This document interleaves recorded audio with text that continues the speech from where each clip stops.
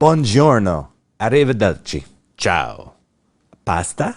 Mangia. Comme ci, comme ça. I'm a bad Italian. I don't really know how to speak it. You could probably tell in that little clip. I have a problem with all this internet stuff about the sauce and the sugar. I don't think you should put sugar in your sauce. I know there are exact reasons, and I've seen it done even by my own family members, and I don't want it in my freaking sauce. Here's the deal. There is, in fact, a real scientific reason for adding sugar to your tomato sauce. That's acid. Acid exists in the tomatoes naturally.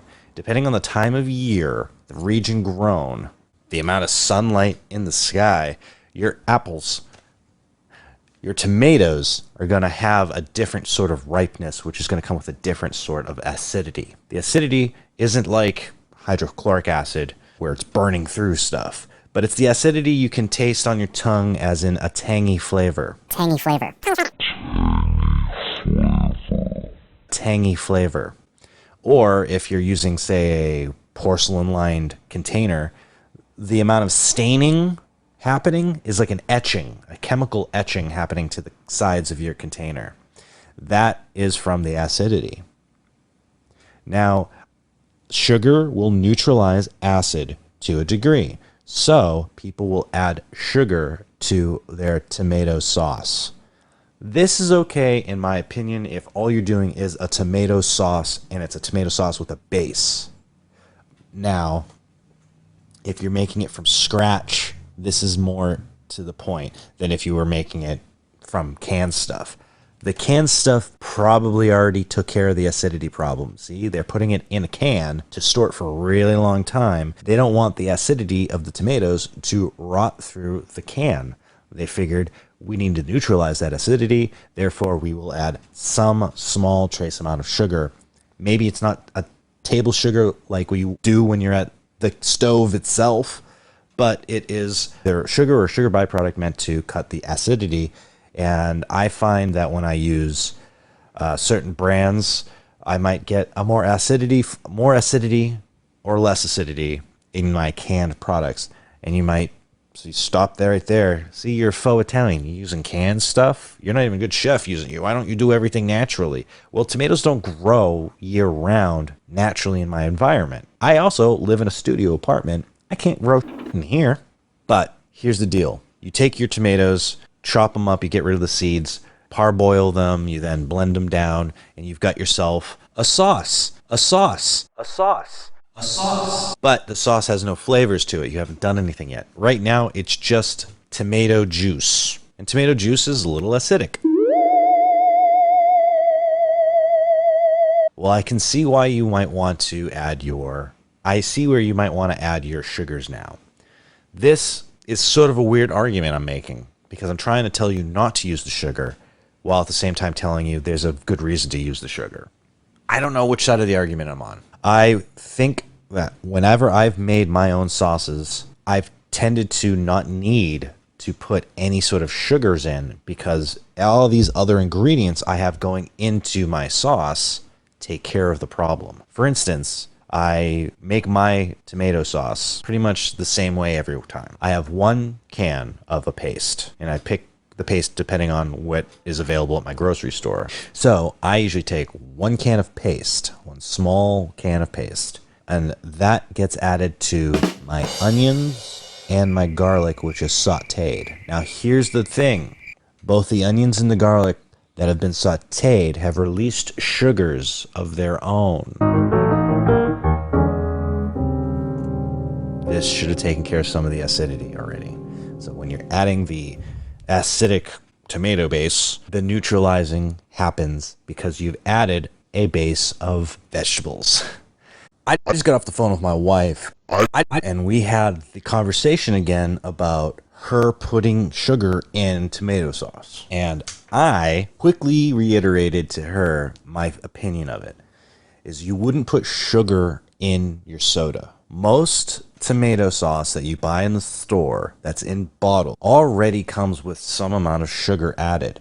They've already manufactured that neutralized acidic flavor. You do not need to add sugar to it. Also, and not to throw my wife under the bus, she would sprinkle sugar on top of the spaghetti that's already on her plate as if it was a condiment. Just saying. Just saying.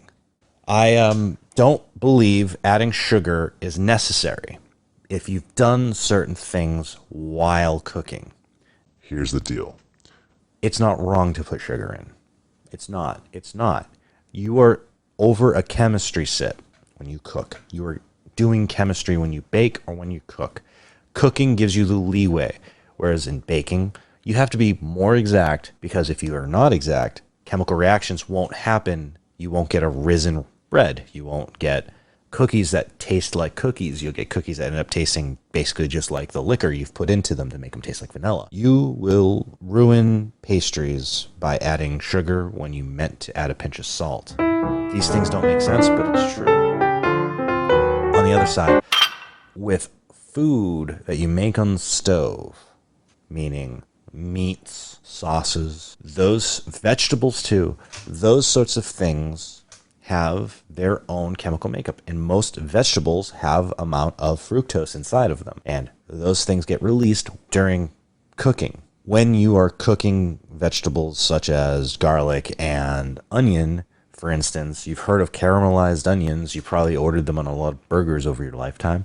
You've literally cooked down the onion to the point where it has released its sugars and browned. It's actually become a sort of brown sugar coating. In sauces, especially Italian red sauce, you don't necessarily cook your vegetables down to a caramelized setting. You basically just clarify them, making them almost semi-transparent. Then you add everything else to it, because eventually what you want is those vegetables to almost dissolve completely into the sauce, or just give not weird, but delicious little bumps in the sauce that you come across.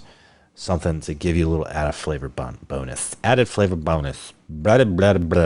Added flavor bonus. Now, imagine you made a big pot of spaghetti sauce.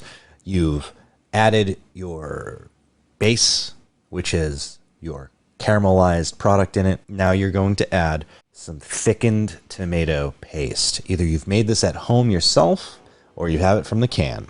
Now, if you made it at home, go ahead and taste it after you've mixed it together. And if you've made it from a can, do the same thing. You should always be tasting your food as you go.